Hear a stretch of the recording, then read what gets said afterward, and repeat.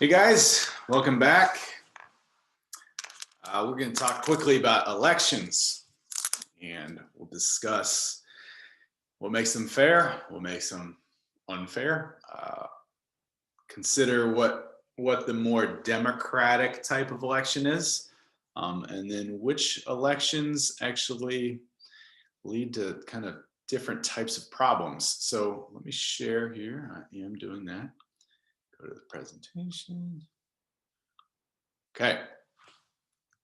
So a couple of kind of terms I want to make sure you understand. The idea of universal suffrage.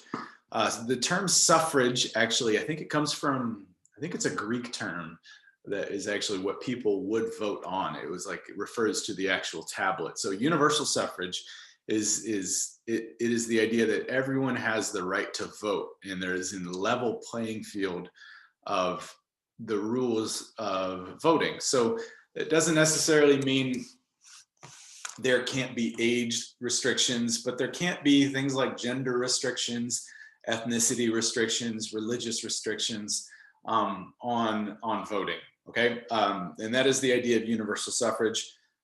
For the most part, every country that we talk about actually has universal suffrage on the surface, but then there might be some other things that are kind of secondary, like gatekeepers that restrict people from voting. But there isn't any written law for countries that we discuss that don't allow certain groups of people to vote.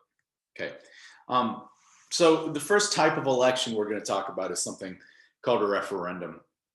A referendum is the most kind of pure form of direct democracy. That is the idea that people vote directly on issues and laws. In the United States, there is no national referendum. That is not a possibility. There isn't ever anything that we can nationally vote on. That's going to be the next phase that would be handled through a more indirect form of democracy. But like the last video, we talked about federalism, state versus kind of subnational governments. In the United States, you can have a referendum or a measure on a more local level, right? And so you can vote directly on an issue. And this is what a referendum ballot might look like, is you don't have choices like A, B, C, D, E. It is just, do you want this to become a law? Yes or no? Some of the major referendums we're going to talk about in this class would be Brexit, the British exit from the European Union, and the citizens in the United Kingdom just received a ballot that said, do you want the United Kingdom be in the European Union? Check yes or no. And that was pretty direct and to the point. That was an example of a referendum in that case. So representative democracy is a little different. A representative democracy, I like where my picture is. It looks like they're all voting for me. I'll move it up here. You know what? I'm gonna move it back. Yeah. So in a representative democracy, the citizens actually vote for an individual, and then the individual passes laws on their behalf. That is their representative. So like in the United States, the House of Representatives are the people who represent the will of the voters. So in a more democratic country, you're going to have multiple political parties that represent multiple political ideologies, and the citizens find the person that best lines up with what they think the role of government should be, and then they vote for that person. Now, obviously, that gets a little tricky because you might agree with somebody on 7 out of 8 issues, but that 8th issue is a really bitter pill for you to swallow, so you're not going to vote for them. So it really comes down to the individual pieces of a voter about who they are going to support on the issues that are relevant to them in an election.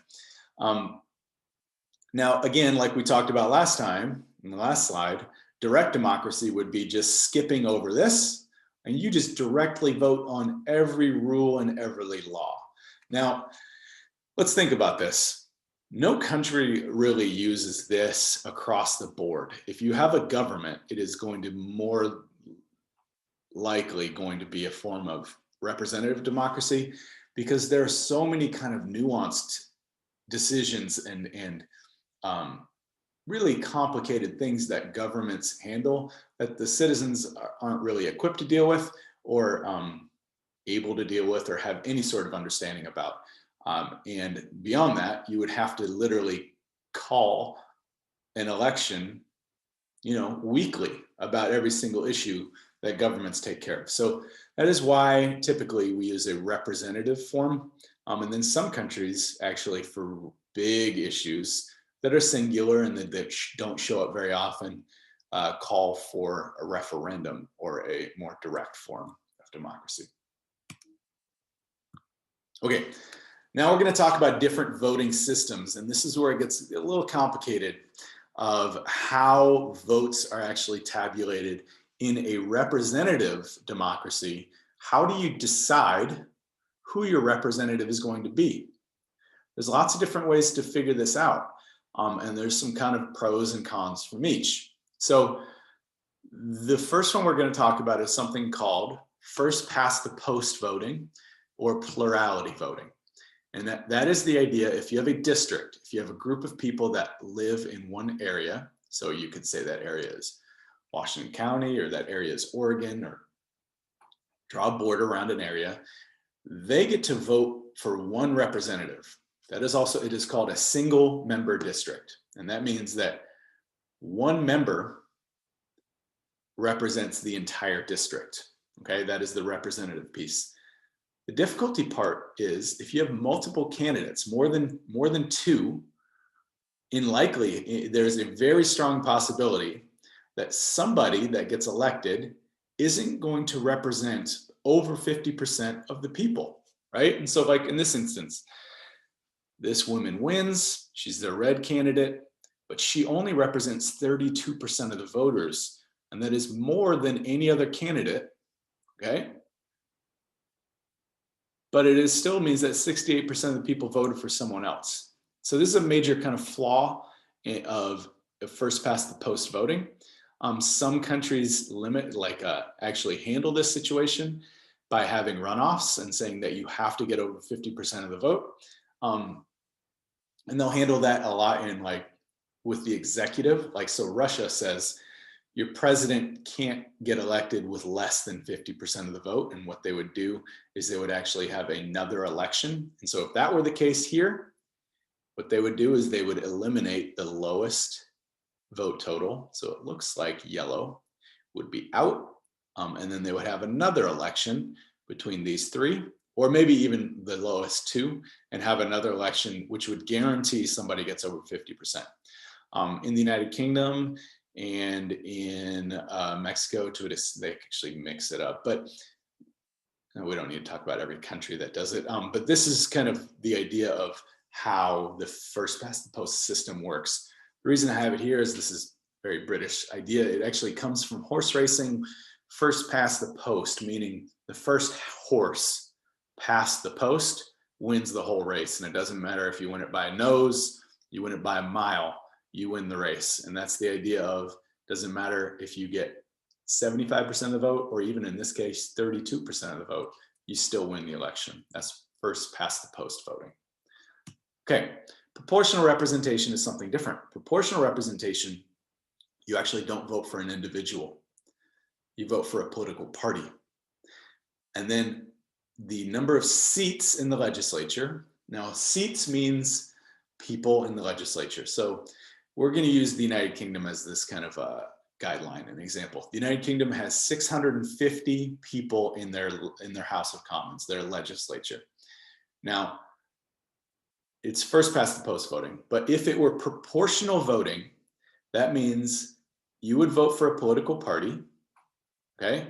And then the party would get the percentage of those seats that they got for percentage of the vote, which is different than first past the post voting. So here's what we're going to do. We're going to look at a quick little example of, is this the right one? 2009, yeah, 2015, perfect. Of what that looks like. So this is the election of the 2015 election in the United Kingdom. And if you look here, each one of these, I'm going to zoom in on it. Each one of these little areas is one single member district. So each one of these had an election. okay? Around here is London, so there's a lot more. So that means there are how many districts? 650, because I said there's 650 people in Parliament or the House of Commons. Each district sends one person to the House of Commons. So they use a first past the post voting system. And we're going to look at these numbers and figure out what that looks like. So the Conservative Party, that's the name of the political parties over here, got 331 seats. That is a little over 50%. 325 would be 50, so it's like 51%. But they only got 37% of the votes, right? And so this is an example of how first past the post voting actually does not reflect the results of the total votes, okay? So if this were a proportional system, they wouldn't have districts. Everybody in the whole country would vote, okay? And then the parties would fill those seats with the amount, the percentage that their party got. So another great example for this would be the United Kingdom Independence Party. So let's look here. They got UKIP right here. They got almost 4 million votes. They got about 12.5% of the total vote across the country, okay? But they got 12.5% in every single district. So they really, the only district they actually won is this one right over here,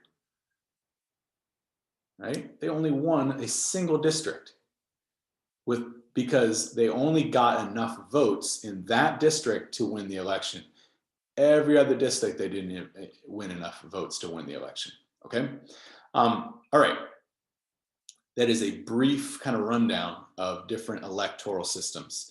So what I want you to do is I want you to look at those questions on Canvas that help you kind of analyze the difference, the similarities and differences between these voting systems, and then come to class Thursday prepared to discuss those questions, all right? Have a good day, everybody. Stay safe. I'll see you out there.